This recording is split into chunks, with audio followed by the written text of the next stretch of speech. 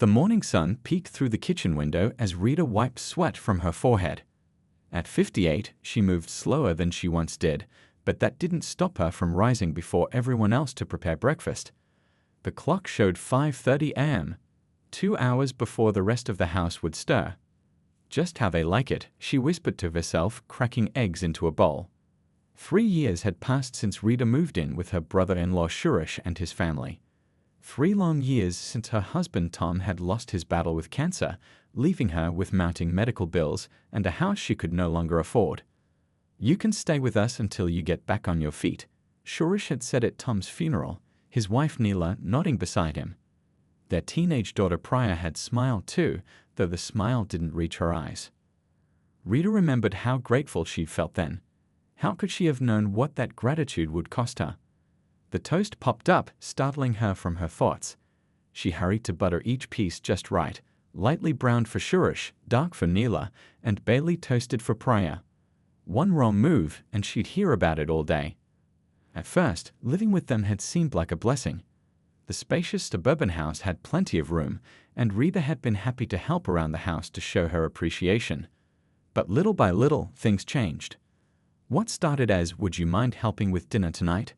turned into expected meals on the table every evening. "Could you possibly tidy up?" became a demand that she handle all the cleaning. Before she knew it, Rita had become the family's unpaid maid, cook, and gardener.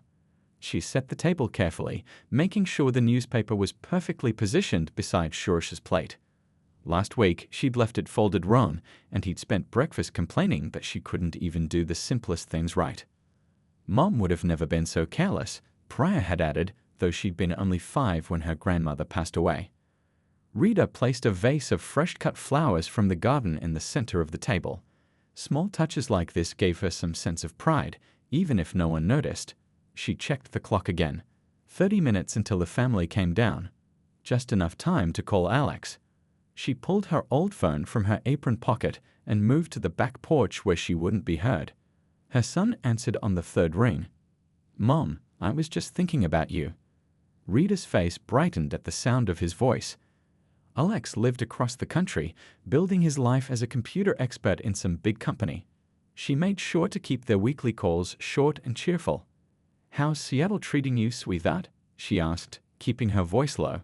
"Rainy as always. More importantly, how are you? Is everything still good at Uncle Shurish's?" Rita swallowed hard. "Of course. Everyone's been so kind letting me stay here."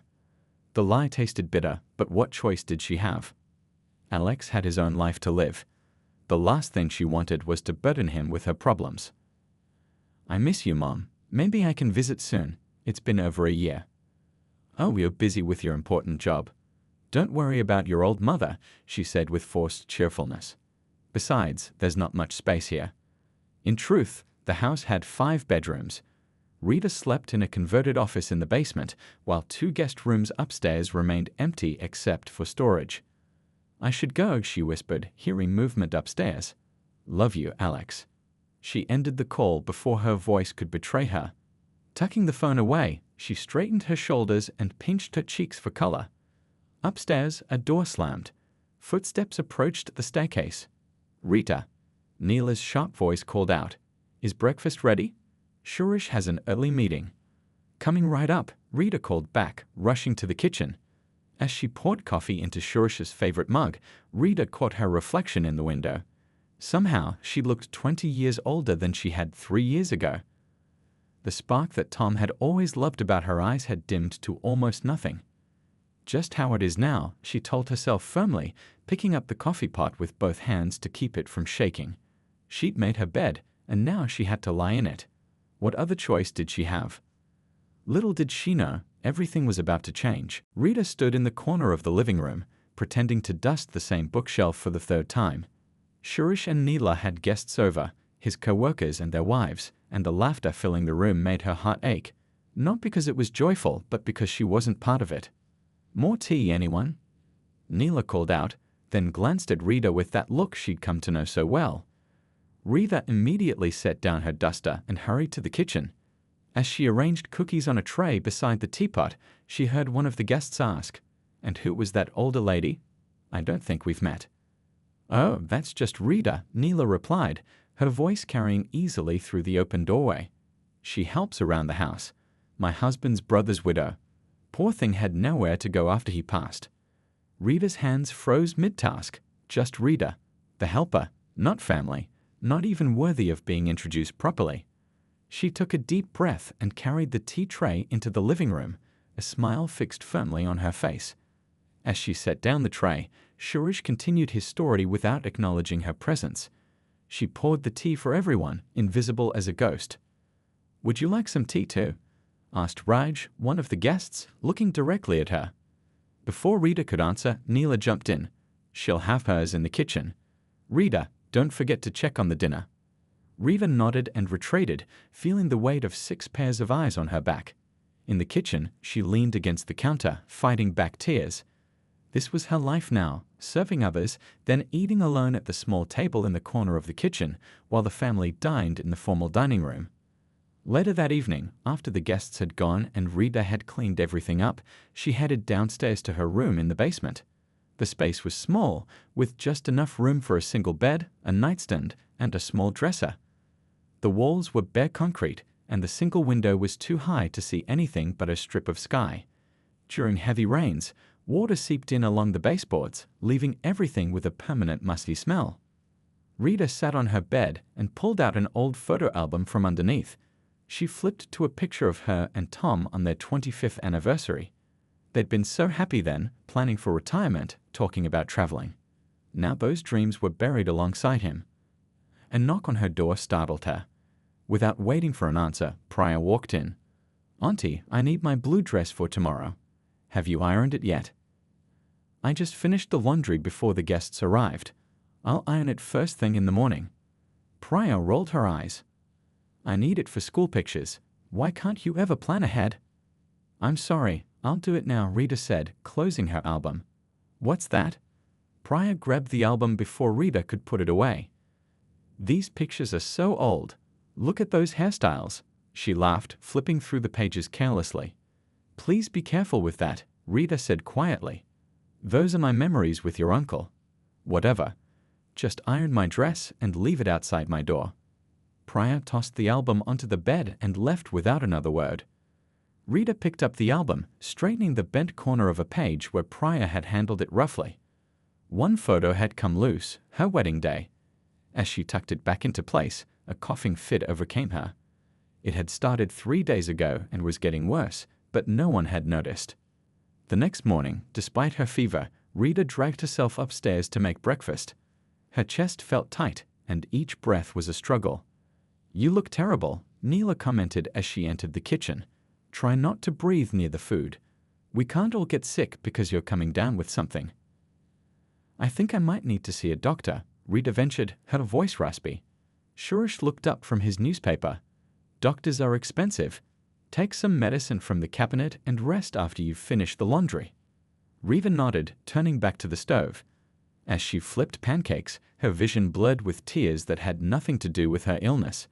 She couldn't remember the last time someone had asked how she was feeling or if she needed anything. Her only comfort was her weekly call with Alex. She glanced at the calendar. 3 more days until she could hear his voice again. Maybe by then, this illness would pass. No need to worry him with her problems. No need at all. Alex stared at his computer screen, but the lines of code blurred before his eyes. Something wasn't right. The phone call with his mom last week kept replaying in his mind. There was a catch in her voice that she couldn't quite hide, something she wasn't telling him. Rain pelted against the windows of his Seattle apartment. Outside, the city lights glimmered through the downpour, but Alex barely noticed the view he usually loved.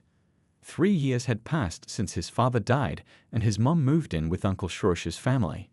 At first, he'd been relieved she wouldn't be alone, but lately, their weekly calls left him uneasy. His phone buzzed. A message from his boss about tomorrow's meeting. Alex swiped it away and pulled up his mom's contact instead. It was Wednesday, not their usual Sunday call time, but he couldn't shake this feeling. The phone rang 5 times before someone picked up. "Hello." It wasn't his mother's voice. "Hi, this is Alex. Is my mom there?" A huff of annoyance came through the line. "She's busy with the laundry. We have guests coming this weekend. and everything needs to be ready. Alex frowned. Who am I speaking with? It's Priya, your cousin. She said it like he was stupid for asking. Could you please get my mom for me? It's important. Look, she's really busy right now. Aunt Reba can't be bothered with personal calls during the day. She has work to do. I'll tell her you called, okay? Before Alex could respond, Priya hung up. He sat there, phone in hand, a cold feeling settling in his stomach. Aunt Rita. Since when did his cousin call his mother Aunt Rita instead of Auntie like she used to? And what did she mean, can't be bothered with personal calls? His mom wasn't the housekeeper. Was she? Alex opened his laptop and checked his calendar. He had 3 major projects due in the next month and a presentation for the company's biggest client next week. His boss was counting on him. His team was counting on him. But his mom might need him more. It took Alex exactly 17 minutes to make up his mind. 20 more to call his boss and request emergency family leave. By morning, he had a plane ticket booked and a rental car reserved. Just for a few days, he told himself as he packed a small suitcase, just to check on her. The flight from Seattle to his hometown took nearly 4 hours. Every minute felt like an eternity. Alex hadn't told his mom he was coming, partly because he couldn't reach her, and partly because he wanted to see how things really were, not the cleaned-up version she might present if she knew he was visiting. As the plane descended, memories of home washed over him. He'd left right after college, eager to build his career in the tech industry. His dad had been so proud. Go make your mark, he'd said. We'll be fine here. And they had been fine until the cancer came. By then, Alex was established in Seattle with a mortgage and responsibilities. His mom had insisted he stay put. Don't uproot your life for me, she'd said after the funeral. Your father would hate that. So he'd listened, and now he wondered if that had been his biggest mistake. The rental car's GPS guided him through familiar streets that somehow looked different after years away. When he turned onto Shoorish's street, his heart raced. The house came into view, large, well-kept, with a manicured front lawn. His uncle had done well for himself in the insurance business. Alex parked across the street and checked the time. Sunday, 2:17 p.m. He hadn't told them he was coming. Would they be home? As if answering his question, the front door opened. Alex slouched down in his seat, watching as his uncle and aunt emerged, dressed nicely, followed by Priya, texting on her phone. They got into their shiny SUV and drove off, not noticing the rental car across the street. Alex waited a few minutes, then approached the house. Through the side gate, he could see into the backyard. That's when he spotted her. His mother was on her knees in the garden, pulling weeds. Even from a distance, he could see how thin she'd become. Her once black hair was now mostly gray and pulled back in a simple bun. She wore old clothes that hung loosely on her frame. As he watched, she paused to cough. A deep, rattling sound that made him wince. She pulled a handkerchief from her pocket, covered her mouth, and then continued working despite the obvious effort it took. Alex felt something break inside him. This was his mother, the woman who had stayed up all night when he had fevers as a child, who had worked 2 jobs to pay for his college applications, who had always put him first. And now she was here, sick, and working in the garden while the family was out enjoying their Sunday. He pushed open the gate. Mom. The gathered relatives murmured in agreement, many shooting disapproving looks at Shoorish and Neela. The truth was out, and there was no hiding from it now.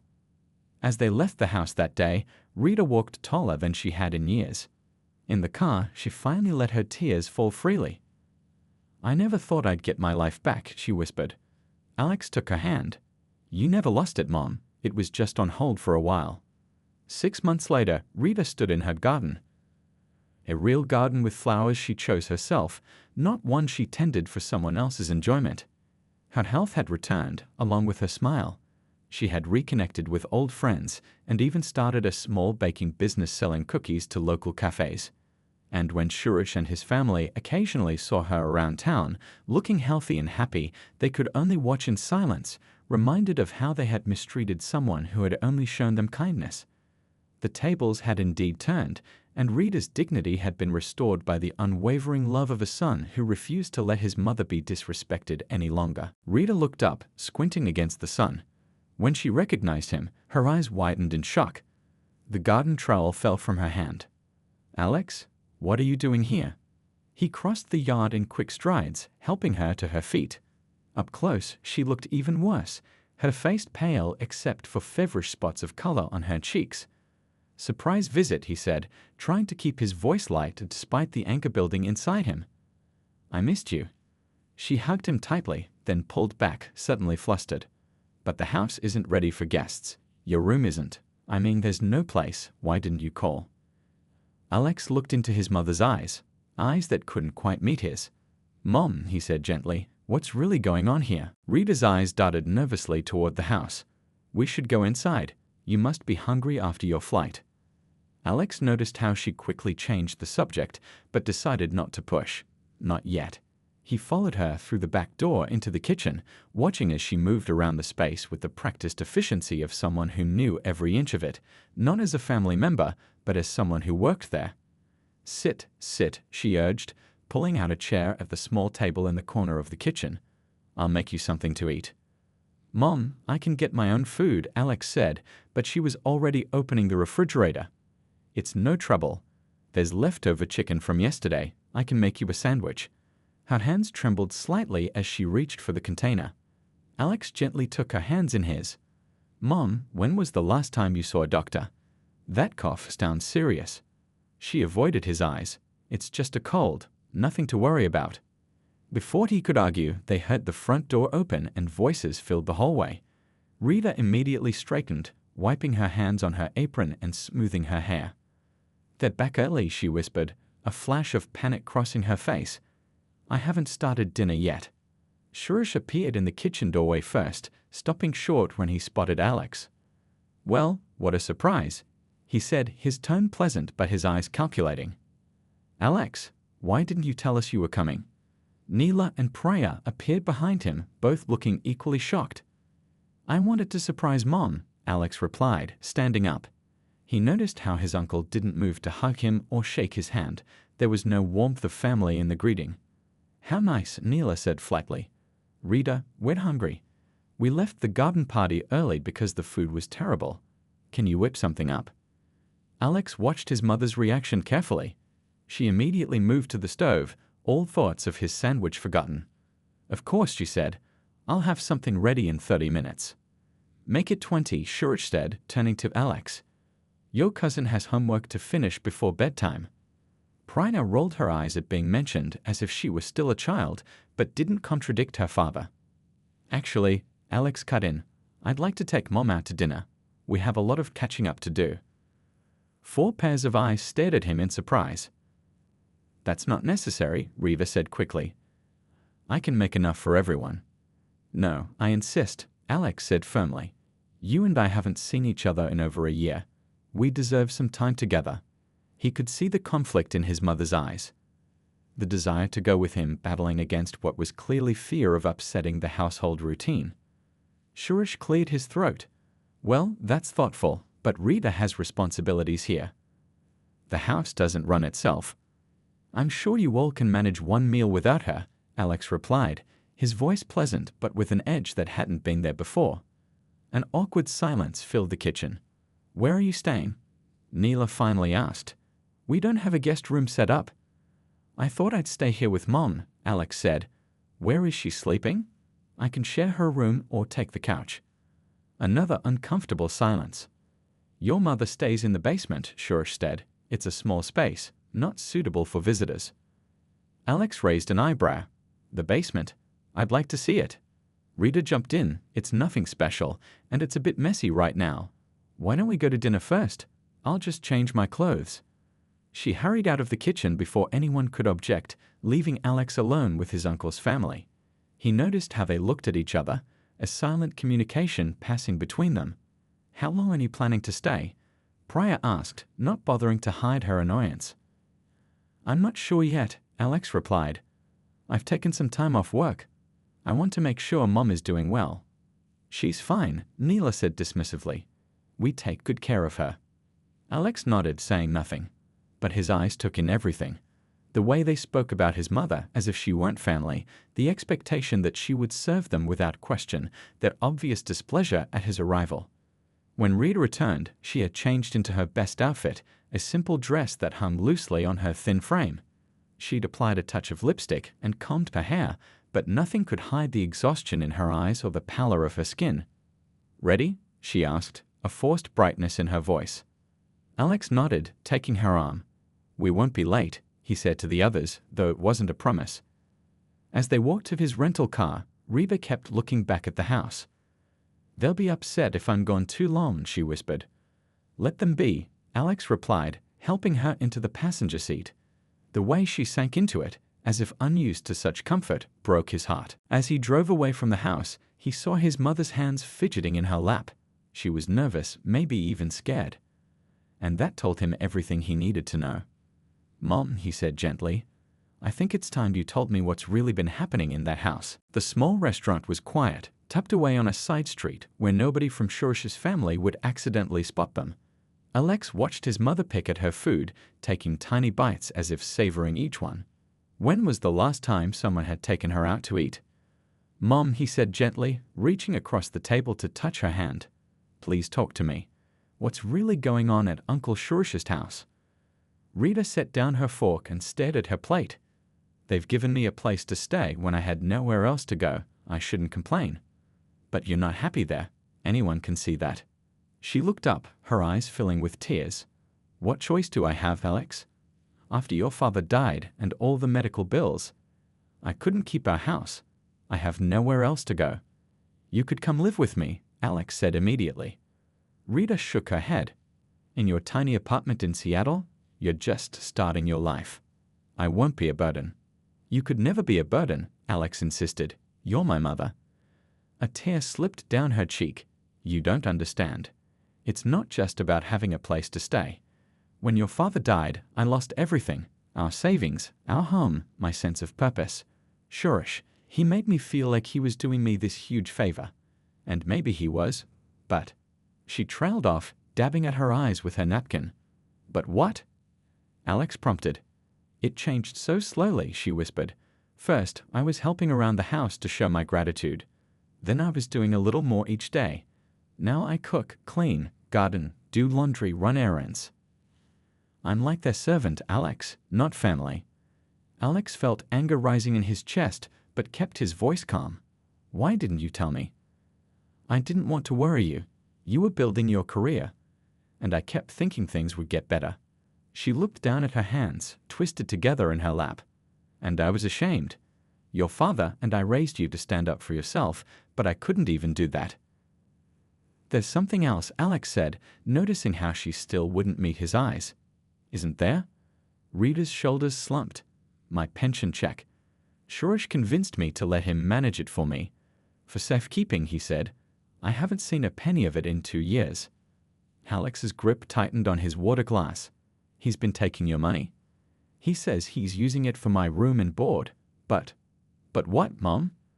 "Last month, I asked for some money to buy new shoes. Mine have holes. He told me I hadn't earned any extra spending money that month." Her voice trembled. "Earned it?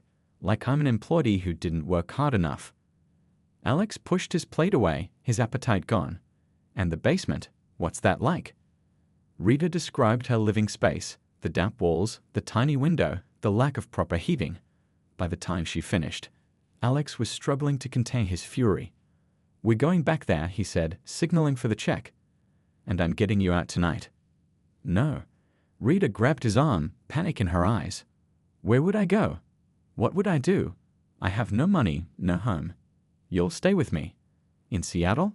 Alex, your apartment barely fits you. Then we'll figure something else out." He covered her hand with his. "What I won't do is leave you there another night." The drive back to Shoorish's house was quiet, Rita lost in thought, while Alex planned his next move. He pulled into the driveway just as Shoorish was taking out the trash. "There you are," his uncle said, looking at his watch pointedly. "We were wondering if you decided to kidnap Rita for the night." The joke fell flat as Alex stepped out of the car. "We need to talk, Uncle Shoorish, all of us." Something in Alex's tone made Shoorish pause. "About what?" "About how you've been treating my mother. About her pension money. About making her live in a damp basement while you have empty rooms upstairs." Suresh's face hardened. You've been filling his head with complaints, he snapped at Rita, who shrank back against the car. Don't speak to her like that, Alex said, stepping between them. Ever again.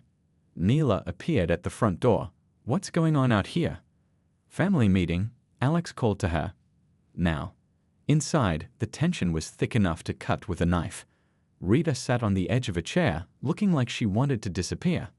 Pryor lounged against the wall, scrolling through her phone but clearly listening.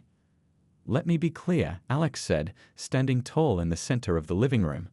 This ends today. The way you've been treating my mother, making her work like a servant, taking her money, isolating her from me, it all stops now. You don't understand our arrangement, Suresh began, but Alex cut him off. I understand perfectly. You saw someone vulnerable and took advantage. But you forgot one thing, Uncle. Alex's voice was deadly calm.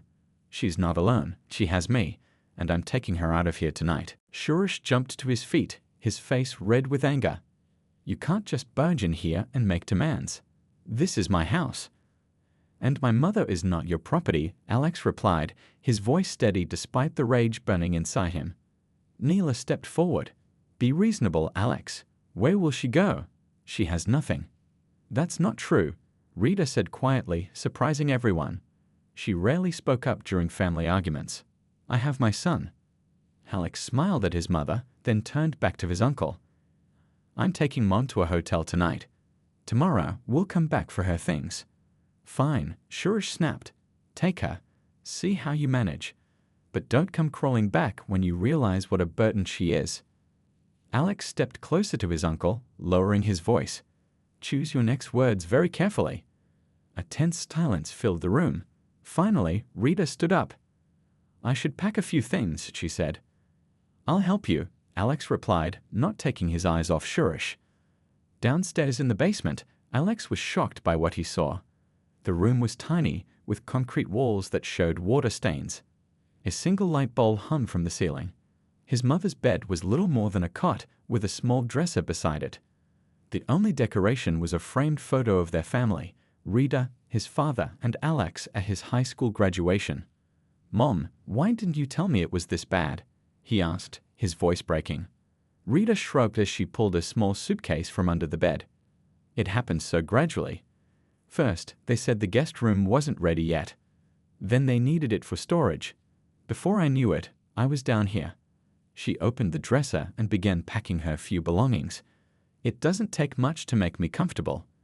Alex looked around, noticing a stack of papers on the dresser. He picked them up and started reading. Mom, what are these? Rita glanced over. Oh, just some old papers. Suresh asked me to sort through them last year. Alex flipped through the pages, his eyes widening. These are Dad's insurance policies. And your pension statements? He kept reading. And the deed to their house. He looked up at his mother. Did you know about this? Know about what? Mom, according to this, Dad left you a 25% ownership stake in this house. It was part of a family inheritance agreement when Grandpa died. He held up the papers. Did you know about this? Rita stopped packing, her face pale. No, Suresh just said I could stay here out of family obligation. He never mentioned any ownership. Alex's mind raced. He lied to you. All this time, you weren't a charity case. You're part owner of this house. He carefully folded the papers and put them in his pocket. We're taking these with us. Upstairs, Suresh was pacing in the living room while Neela and Praya sat in uncomfortable silence. When Alex and Rita emerged with the suitcase, he barely looked at them. I'll be calling my lawyer tomorrow, Alex said calmly. We'll be discussing Mom's 25% ownership of this house, the share Dad left her that you conveniently never mentioned. Suresh froze mid-step. What are you talking about? Alex patted his pocket where the papers were safely stored. I think you know exactly what I'm talking about. We'll be in touch. Outside, as Alex loaded the small suitcase into his rental car, Rita seemed hesitant. Aren't you sure about this? They're still family. Family doesn't treat each other the way they treated you, Alex said firmly. Besides, I have a plan. At the hotel that night, as his mother slept peacefully in a clean, comfortable bed, Alex made calls. First of his boss in Seattle, extending his leave indefinitely. then to a local real estate agent he'd found online. Finally, to a lawyer recommended by an old high school friend. By morning, he had scheduled 3 appointments and made a decision that would change everything. He wasn't just going to help his mother escape, he was going to build her a new life right here, where she wanted to be. And he was going to make sure Shoresh and his family paid for every moment of disrespect they had shown her. As the sun rose, Alex looked at his sleeping mother and made a promise. "It's their turn to learn what respect means," he whispered, "and I'm going to be the one to teach them." 2 weeks passed in a whirlwind of activity. Rita bloomed under her son's care, color returning to her cheeks as she finally received proper treatment for her respiratory infection. The doctor had scolded her gently about waiting so long, but her eyes had lit up when he said she would make a full recovery. Alex had extended his stay indefinitely, working remotely from their hotel suite while setting his plan in motion. Today was the day it would all come together. "Are you sure about this?" Rita asked as they drove toward Shoresh's house. She smoothed down her new dress, a simple blue one that Alex had insisted on buying her, along with a complete new wardrobe. "Absolutely sure," Alex replied, squeezing her hand. "Do you trust me?" She nodded. "With my life." When they pulled into the driveway, other cars were already parked there, exactly as planned. Alex helped his mother out and led her to the front door, which opened before they could knock. Shoresh stood there, looking uncomfortable in his best suit. Behind him, Alex could see Neela and Priya, along with several other relatives who had been invited for what Shoresh thought was a family reconciliation meeting. "You're late," Shoresh said stiffly. "Actually, we're right on time," Alex replied, checking his watch. 5 o'clock, as agreed. They entered the living room where everyone was gathered. Curious eyes took in Rita's new appearance, standing tall in her new clothes, hair neatly styled, no longer the beaten-down woman they remembered.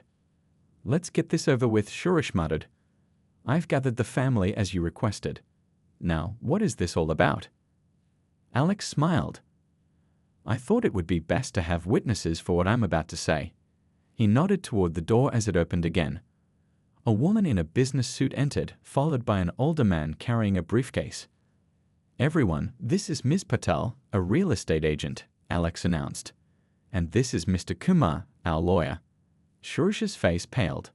"What is the meaning of this?" "It's quite simple," Alex said, his voice carrying through the now silent room. "For the past 3 years, you've treated my mother like a servant in a house she partly owns. You've taken her pension money, made her live in deplorable conditions, and stripped her of her dignity." Gasps and whispers rippled through the gathered relatives. "That's not true," Neela protested. "We gave her a place to stay when she had nowhere else to go." "A damp basement," Alex corrected, "while you had 2 empty bedrooms upstairs. And you forgot to mention that she owned 25% of this house all along." Mr. Kumar stepped forward, opening his briefcase. "I've reviewed all the documentation. Mrs. Rita Jensen's share of this property is indeed legally binding.